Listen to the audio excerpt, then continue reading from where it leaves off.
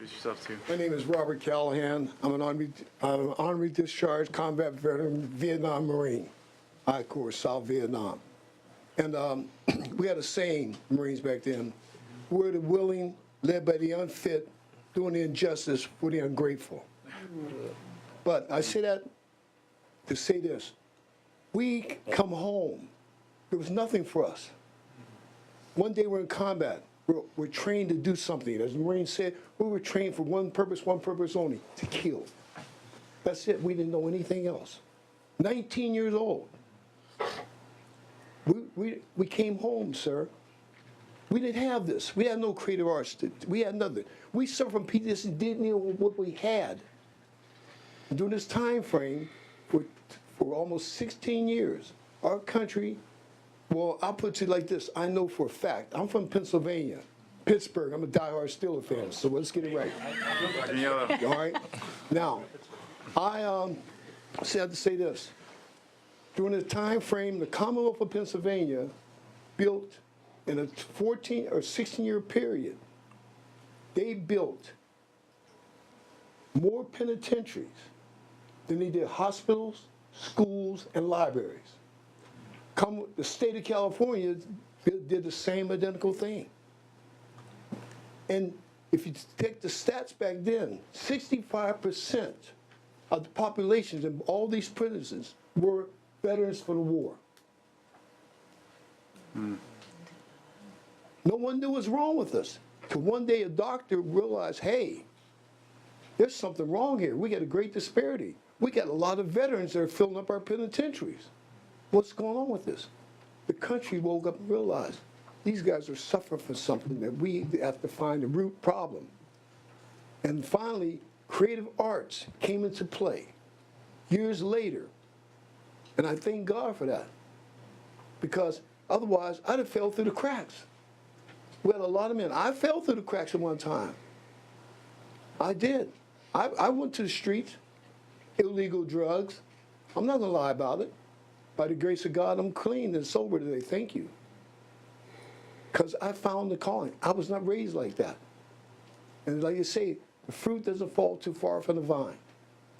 I was raised to be stronger than that. I can stand firm today and believe that. And I thank God for the arts. I thank God for my doctors. I thank God for my therapists. I thank God for my sessions with my fellow comrades, my fellow brothers in arms. And I thank God for my brother from another mother. Because it was them. We fought for each other. And today, and there's a lot of brothers, it hurts me. It took me 30 years to cry. I had no more tears. I could not cry for 30 years. Some women can cry the drop of a dime. And when you tell your sons, believe this, when you tell your sons, a man doesn't cry, don't tell him that. Let that baby cry. Let him let all that emotion out. Because I'm quite sure this gentleman knows exactly what I'm talking about. This is my brother from another mother. Another heir, but he's still my brother. Brother Guzera, that's my brother. These are my brothers. I know their pain. I know their suffering. I know everything they've gone through. Panel, hear me. I am one of those men. Pray for me. Help me. Please help me. Don't turn your back on us. Please do not turn your back on us. Like he's been married 47 years. I lost my wife 2 years ago. I buried her 6 days after my birthday. How do you think I feel? I've given her so much for so little. They call us Marines hard-nosed or this, that, or other. We are your modern-day Spartans. You ask us to go, we go without question. Ours is not the reason why. Ours is but to do or die. This country asked us to do something, we did it. Not only did us, but the Army as well. The Navy, I tease Miss Miller because I'm a strong, avid supporter of her. We had to have taxi service. Don't you dare forget to pick us up. But you know, in the Air Force as well, but please, we're all one people. We need your support. Please help us. That's all I'm saying. Thank you very much. Thank you, sir. Thank you. Thank you. I'd just like to take a few moments to speak not necessarily about VetArt, but we'll touch on that as a veteran service organization. But I'd like to start with, I believe in government. I believe in people coming together, collaborating, creating new questions. I believe together we create a better impact on the lives of our veterans, their families, and our society. And we heard other people today testify to the fact that after 9/11, they wanted to do something. As an artist, I felt it was my personal artistic responsibility to reach out and try to help veterans through this bronze casting and ceramics classes that we offer. We are a program of the nonprofit social and environmental entrepreneurs in Calabasas. We started working with C in 2017 so we could focus on developing and growing the service of our operations aspects of our programming. And we currently serve veterans, active duty, and family members in several locations in California, at our Foundry facility in Fallbrook, California, Arizona. We offer classes, Florida, Virginia, and Wyoming. We also have collaborated with the Yuba Arts and Marysville Arts Association, and we also run another class at Saddleback College and Yuba College up here in Northern California. We utilize these art-making approaches because I come from a ceramics and glass background of the process and what the process means, and we utilize these approaches as a medium to facilitate connections and interactions among veterans, teach art-making skills as a medium for expression, storytelling, coping, etc. Build positive self-identity through the making, sharing, and dignified presentation of art. And to connect our participants to and educate the broader community through the sharing and exhibiting of works created in our programming. Current workshops, we have affiliated sites with National Intrepid Center of Excellence, Camp Pendleton, Intrepid Spirit Center, Fort Belvoir, the Warrior and Family Center at Bethesda, and the Warrior and Family Center at Fort Belvoir. And currently we do a Bells program with Achieve, TBI Care program at Camp Pendleton, which is located in the new Intrepid Spirit Center at Camp Pendleton, which opened in early April. And we offer both life casting and bronze casting classes. Bronze casting is a longer-term, more collaborative program due to the labor-intensive nature of our medium. And we also curate and facilitate exhibitions. And currently, we have an installation at San Diego Airport by vet art instructor Kevin Larson, and that will be up in Terminal 1 for the next year. Oh, cool. At the airport, San Diego. Yeah, San Diego, San Diego Airport. Great. We seek out to find new collaborations with educational, cultural, and veteran service organizations. And we have some images here to give you some examples of our process and works completed. On the final page here, these are bells that were completed last Friday with an Achieve group that came from Camp Pendleton. So this is stuff fresh off the Foundry floor. I believe that art is a visual language that empowers the participant to combat the effects of moral injury. And that is something, moral injury is best described as losing in a high-stakes situation. And I think art helps give people the tools to better access that and to share that. It's only better for the participant to share. I am asking for your help today. Continue this program. This is government doing good work, right? Yeah. I believe and I see this, and I'd just say this is a good thing. We'd also like to offer bronze portraits for display in any of your offices that you would like to have. We can do that free of charge, of course. And if anyone in this room hears my voice, please come down and visit us. We'd like to have you come. We do some bronze, we'll cast you. But thank you very much for allowing me to speak to you today. Good afternoon. May I give these flyers? I was not planning to speak, so it's quite a privilege if I can give these flyers. I have 4 remaining. Yeah. So Perfect. it may help explain a little bit about what the All Glory Project is. I'm Elizabeth Shatner. My husband's well-known actor, William Shatner. And I got involved in the charitable LA community through the Hollywood Charity Horse Show, which I helped my husband co-host for the last 17 years. In that endeavor, some of the charities that we supported were equine-assisted therapy centers for veterans. And that's something that spoke quite close to my heart since I'm a horse trainer, ex-horse trainer, and United States Equestrian Federation judge for 35 years. And so I wanted to do something more. And what? And it came to me, use what you know.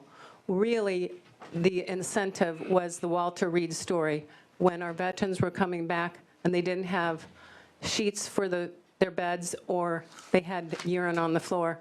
So it was really like, we can't let this happen.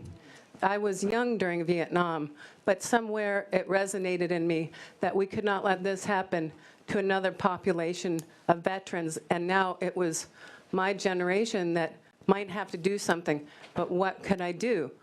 Use what you know was the answer. And if we all used what we knew, the artist, the horse trainers, every person that has a profession within the community, we can receive our veterans and care for them. It became a personal mission not to take government money, but to step up as a civilian to try to do this thing. So not to reinvent the wheel, I identified located equine assisted therapy centers, not only in California, but across the United States. And I started visiting and supporting, if not monetarily, if we didn't have funds, then through public relations. My husband loaned his voice to public service announcement, and we've been taking that around the United States, playing at horse shows across the nation, sharing this plight to step up and help our veterans and their families, all theaters of war, in our communities. And how? We don't have to reinvent the wheel. These centers exist. Often they're certified. Often they have art programs along with their equine programs. They have programs with for the Gold Star families who've lost a member to war. They have these creative performances within Campfire Project, poetry. Everything you've heard from every panel member is what resonated with me, what we go to speak for our civilians, and not only our civilians, but our veterans who we need to come together. And art is the human connection that can bring us together. Equestrian through performing, not just one art form, but it's it helps us deal with trauma, and it helps us identify our human connection Thank you. Yeah. through our problems, and we become the same. Military, they all were born civilians. And so we welcome them back in.